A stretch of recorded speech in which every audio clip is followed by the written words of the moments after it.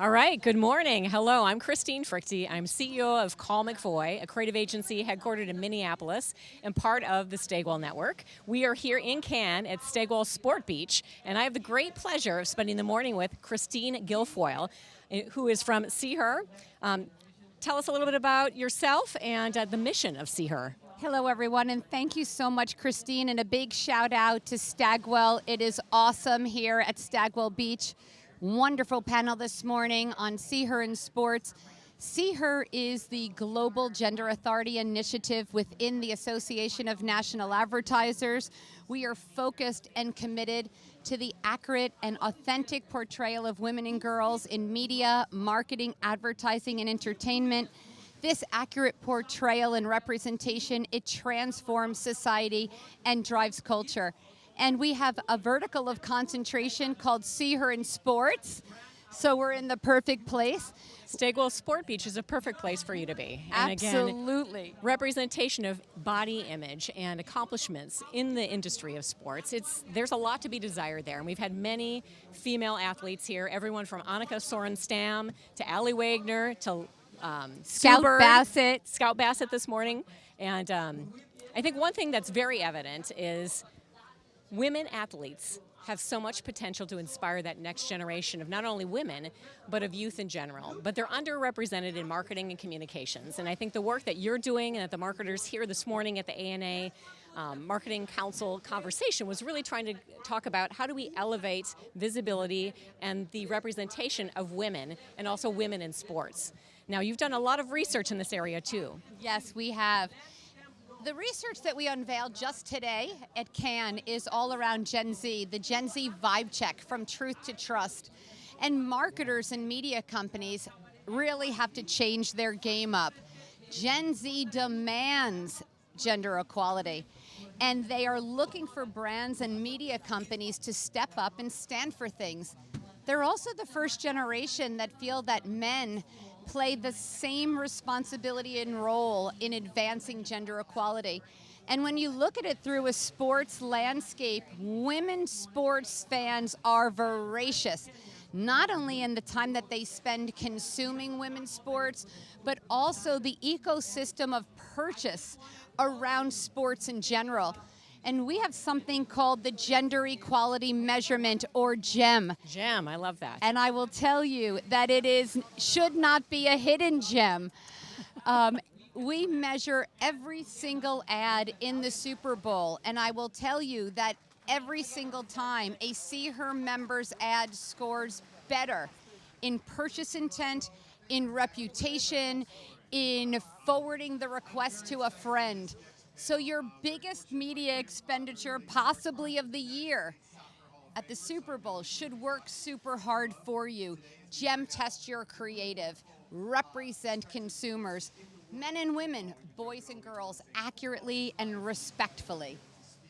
So again, Gen Z, you also did another Gen Z. interesting research study recently that dove into that a little bit more. Do you want to expand upon that? Yes, so Gen Z is, listen, I mean, I have two of them in my house. I don't know who's the alien, them or me, but I will tell you this. They are the first digitally native consumer segment. They are driving for media companies and marketers to take a stand. They don't believe that gender equality is going to happen in their lifetime. And what I say to brands and media companies is, are you prepared to walk away from the lifetime value of a Gen Z consumer? They have a long path to purchasing. They sure do. You need to understand them. You need to understand them in a fully nuanced, intersectional lens. They are more than just a demographic. They are the most diverse demographic that marketers have had to address to date. And they truly want to show up in all of their multiplicity, to feel seen, heard, and valued through interest points, through intersectionality, through things that they have a passion about. And sports, as we know, across platforms, is a place where they spend a tremendous amount of their time. Tremendous amount of time, but I think the sand is shifting as well, because it's one thing to do a great ad in the Super Bowl. Not all marketers can do that, but when you look at the ecosystem, when you type in women who fish or women who golf, oftentimes it's very stereotyped, and I think marketers have a huge opportunity, like you were saying, the whole ecosystem. Yes. It's not just the advertising that impacts that. Yeah. I mean, I think it's about passions, right? And it's like when you look at your passions and you're trying to align consumers who have that same passion, what is the insight to activate around? Correct. And then how do you look at that insight and then deliver that through a culturally relevant lens, right? All of us are multidimensional, right? And ultimately, I am sure that in boating, in fishing, in footballing, that there are unique consumer insights, intersectionalities that you as a marketer or a media company can build up and play upon and test and learn. Right. Well, and the other important thing I think for women is just sports participation in general, because some people think you have to be an elite athlete or you have to go pro, and that's really not the case. And what we're trying to do, I think, as marketers, is really represent women in a responsible way, in a way that says, I can do that. Yes. I see myself in there, because 97% of C-suite is filled by women who played a sport. So again, it's about teamwork, it's about collaboration. We were talking about this morning. Yes. Well, and if you think about what happens when you play a sport, and frankly, here's the thing, any team participatory, right? If you are a thespian or if you participate in student government, it's those, as a kid, right?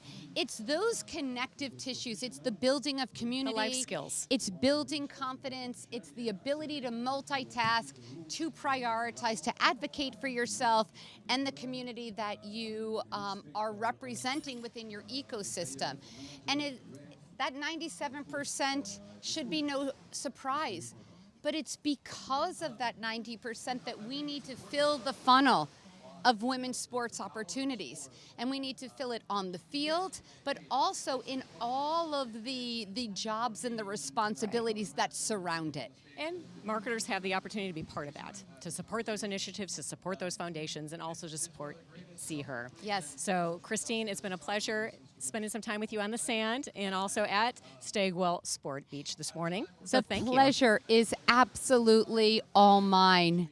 Thank you so see you very next year. much.